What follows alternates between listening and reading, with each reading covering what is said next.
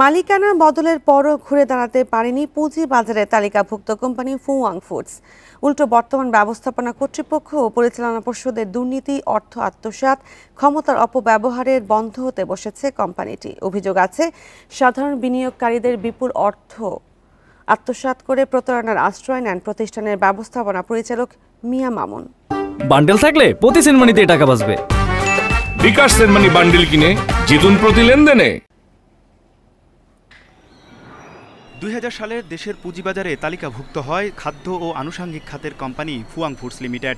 পূর্ববর্তী ব্যবস্থাপনা এবং বোর্ডের নানা অনিয়মের কারণে সে বছর জানুয়ারিতে জাপানি বিনিয়োগকারী প্রতিষ্ঠান মিনোরি বাংলাদেশ লিমিটেড ফুয়াং ফুডসের 7.61% শেয়ার কিনে নেয়। কোম্পানির পরিচালনা পর্ষদে অন্তর্ভুক্ত হন মিনোরি বাংলাদেশের পক্ষে মিয়া মামুন। আইন অনুযায়ী বিএসইসি মিনোরি বাংলাদেশকে 30% শেয়ার ধারণের নির্দেশ দিলেও ব্যর্থ হয় মিনোরি। কোম্পানির হাল ধরে মিয়া মামুন নিজেই জড়িয়ে যান বিভিন্ন দুর্নীতির সাথে।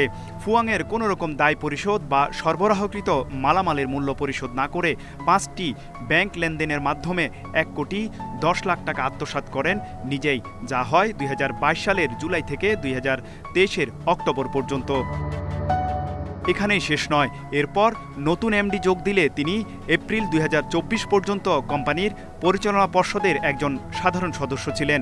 সে সময় পর্ষদ সভার সম্মানী ছাড়া অন্য কোনো সুবিধা গ্রহণের সুযোগ না থাকলেও তিনি ব্যক্তিগত গাড়ি ভাড়া বাবদ শুধুমাত্র 6 মাসে নিয়েছেন 21,20,782 টাকা। মিয়া মামুন সম্পূর্ণ ব্যক্তিগত প্রয়োজনে আন্তর্জাতিক ভ্রমণের প্লেন ভাড়া নিতেন ফুয়াং ফুডসের তহবিল থেকে। হলিডে প্ল্যানার নামে প্রতিষ্ঠানের মাধ্যমে 2023 সালে 9টি চেকের মাধ্যমে 21,64,000 টাকার বেশি খরচ করেন, যাতে তৎকালীন ব্যবস্থাপনা পরিচালকের কোনো অনুমোদন নেই।